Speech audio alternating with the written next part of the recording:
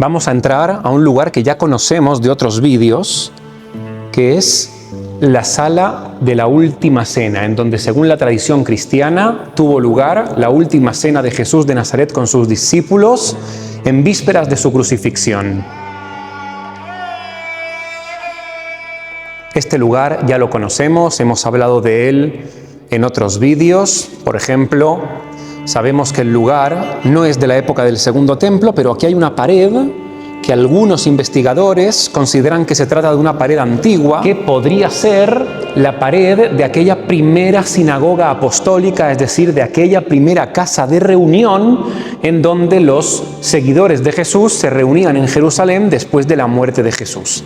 Pero no hemos venido a hablar de eso. Nosotros leemos en el libro Hechos de los Apóstoles, capítulo 6, que la comunidad cristiana de Jerusalén, es decir, esa pequeña comunidad de judíos que con el paso del tiempo, poco a poco, comienzan a creer en Jesús, aumenta. Y aumenta tanto que muchos de los judíos de lengua griega, es decir, de la diáspora, de Alejandría, de Cirene, de Antioquía, que habían venido a Jerusalén peregrinando para celebrar las fiestas, deciden convertirse al cristianismo, o a lo que luego se va a llamar cristianismo, porque todavía era un movimiento 100% judío, y se quedan a vivir en Jerusalén y se reúnen en los mismos lugares en donde se reúnen los discípulos originales de Jesús. ¿Qué es lo que sucede? Que en Hechos capítulo 6 vemos que hay un conflicto entre los seguidores de Jesús que hablan hebreo y los seguidores de Jesús que hablan griego. Y entonces los apóstoles deciden hacer algo revolucionario. Deciden nombrar a 7 personas que la tradición los va a conocer como diáconos, para que ellos se encarguen de darles servicio a los miembros de la comunidad judeocristiana de habla griega, principalmente a las viudas, que según lo que leemos en Hechos capítulo 6, en el reparto quedaban bastante desfavorecidas. Entre esos diáconos que escoge la iglesia primitiva se encuentran 2 personajes que son muy famosos. Primero, todos tienen nombre en griego, lo cual ya nos da una indicación de quiénes son y para qué fueron escogidos. Son todos judíos, pero de lugares de la diáspora en donde se hablaba griego. Y 2 de ellos son, uno, Esteban, que luego se va a convertir en el protomártir del cristianismo, y también Felipe. Bueno, esa elección de los 7 diáconos no se nos dice dónde tuvo lugar, pero yo voy a proponer que tuvo lugar aquí, en el mismo lugar en donde la tradición sitúa la última cena de Jesús, que es el mismo lugar en donde la tradición sitúa el descenso del Espíritu Santo el día de Shavuot, el día de Pentecostés. Y es ahí donde los discípulos comienzan a hablar en lenguas. ¿Por qué? Porque este lugar, el aposento alto, se convirtió en la sala de reunión, en la casa de reunión de esa primera comunidad judeocristiana. Es lo que yo en otros vídeos he llamado la primera sinagoga apostólica, la primera sinagoga de los seguidores de Jesús, esa sinagoga judeocristiana de Jerusalén. Y por tanto, yo voy a proponer que la elección de los 7 diáconos tuvo lugar aquí, en la sala de la última cena, en el cenáculo. ¿Y por qué esto es importante? Esto es importante porque más adelante, en el texto bíblico, en Hechos de los Apóstoles, capítulo 8, leemos que Felipe realiza su primera conversión. Leemos en el texto que Felipe se dirige a la ciudad de Gaza, por un camino que según el texto era desierto. Y ahí se encuentra con un eunuco etíope, que era el tesorero de la reina de Etiopía. Bien, ahí tiene lugar un diálogo súper interesante en donde el eunuco etíope está leyendo un texto de Isaías capítulo 53. En ese diálogo, Felipe le pregunta al eunuco etíope si entiende lo que está leyendo, y el eunuco etíope le responde: ¿cómo voy a entender si nadie me enseña? Y es ahí donde Felipe comienza a enseñarle al eunuco etíope cuál es la correcta interpretación de Isaías 53. Varias cosas podemos concluir de este pasaje tan intrigante. La primera, ¿en qué idioma el etíope estaba leyendo el texto? En griego. ¿Qué es lo que estaba leyendo? la traducción del Tanaj de Alejandría, lo que se ha conocido como la traducción de los 70 o la Septuaginta, que es el texto bíblico que luego va a ser parte del llamado Antiguo Testamento cristiano. Felipe es uno de los enviados de la Iglesia para aquellos que hablan griego y por tanto el idioma en el cual estaban leyendo el texto era en griego. Lo segundo, ¿qué hacía el tesorero de una reina etíope en la tierra de Israel? Según el texto, había peregrinado a Jerusalén y estaba regresando a su casa, y es en el camino hacia el sur en donde Felipe se lo encuentra. ¿Pero qué hacía aquí? Había peregrinado a Jerusalén. ¿Y por qué había peregrinado a Jerusalén el tesorero de la reina de Etiopía? Si los peregrinos eran, en teoría, principalmente judíos, y el tesorero de la reina de Etiopía no es judío. ¡Qué extraño! Solo como curiosidad, esa pared que vimos arriba, que según algunos historiadores es muy antigua, también la podemos ver aquí abajo. Sería la pared de esa sinagoga de los apóstoles del siglo I. El tesorero de la reina de Etiopía, o de la reina de Kush, que es lo que hoy en día sería al sur de Egipto, donde está el actual Sudán, había peregrinado a Jerusalén porque en la época del Segundo Templo, las personas que peregrinaban al Templo de Jerusalén o las personas que acudían a las sinagogas estaban divididas en tres categorías diferentes. Primero estaban los judíos de nacimiento, que son los que ya nacían en el seno de una familia judía, padre y madre judíos, nacían ya dentro del judaísmo y por tanto eran 100% judíos por el mero hecho de haber nacido y nada más. Luego había una segunda categoría que es la que conocemos como los prosélitos.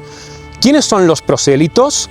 Aquellos que sin haber nacido dentro de una familia judía decidían convertirse al judaísmo. Y luego había una tercera categoría conocida como los temerosos de Dios o los prosélitos de la puerta. Son aquellos que se interesaban por el judaísmo, que creían en el Dios de Israel, pero que no daban el paso y no se convertían al judaísmo.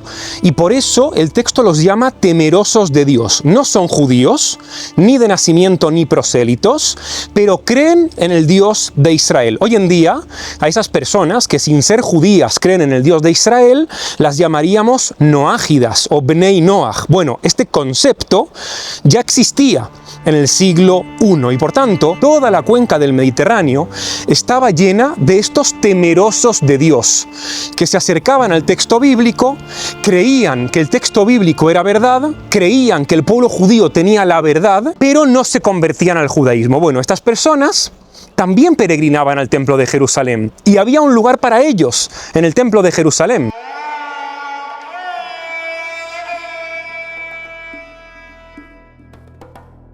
Acuérdense, cuando estén en Israel, súper importante tomar agua, hay que hidratarse y súper importante usar gorra, cubrirse la cabeza. Ahora miren, como ya les dije en varias oportunidades, nosotros no vendemos merchandising. Si quieren esta super gorra de Judeohistoria, tienen que venir al viaje de Judeohistoria. Tenemos viajes programados para este año. Es la única forma de adquirir esta gorra de Judeohistoria.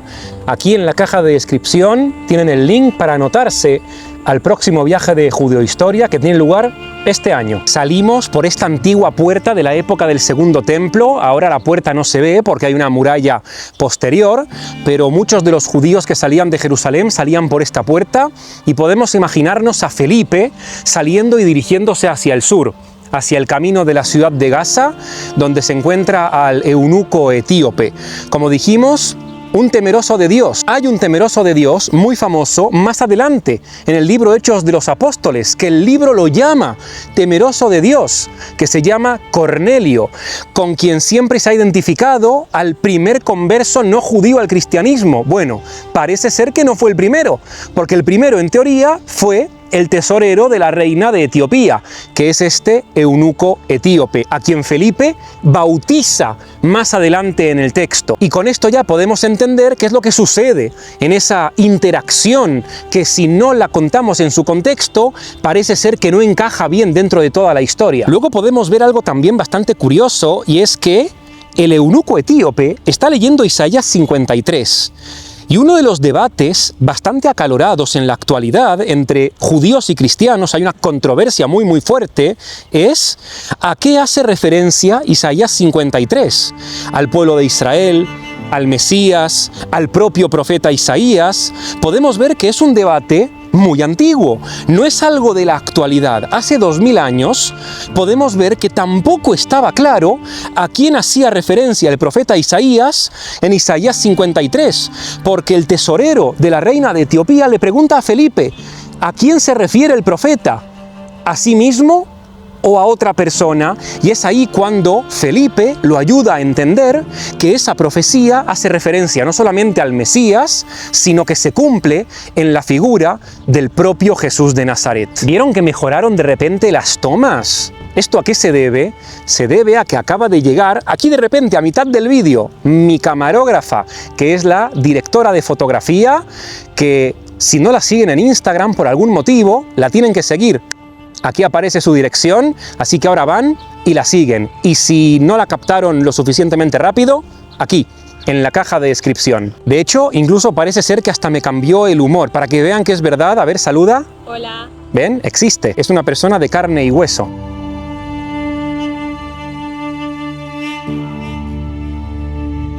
Felipe luego lo bautiza y se va. Y aparece en una ciudad que según el texto bíblico se llama Azoto. ¿Cuál es la ciudad de Azoto? Nada más y nada menos que la ciudad de Ashdod, donde continúa predicando la palabra de Jesús y luego continúa su camino hacia el norte, va de Gaza a Ashdod hasta la ciudad de Cesarea, donde se instala con su familia. Y de hecho, más adelante en el libro de Hechos de los Apóstoles, vemos que en uno de los viajes de Pablo a la tierra de Israel, cuando Pablo llega a Cesarea, quien lo recibe es este mismo Felipe, que se había instalado en la ciudad. Este episodio marca el inicio, primero, de la evangelización entre aquellos que no son judíos, principalmente temerosos de Dios, como el eunuco etíope, y segundo, este episodio que acabamos de narrar, que aparece en Hechos de los Apóstoles capítulo 8, es lo que va a explicar, según la tradición del cristianismo de Etiopía, la llegada del cristianismo a Etiopía. ¿Cómo llega el cristianismo a Etiopía? De esta manera. ¿Quién es el que trae el cristianismo a la región de Etiopía? El tesorero de la reina, después de haberse encontrado con el diácono Felipe, que sale de aquí, de Jerusalén, y comienza su labor evangelizadora entre aquellos que hablan griego, como por ejemplo el eunuco etíope.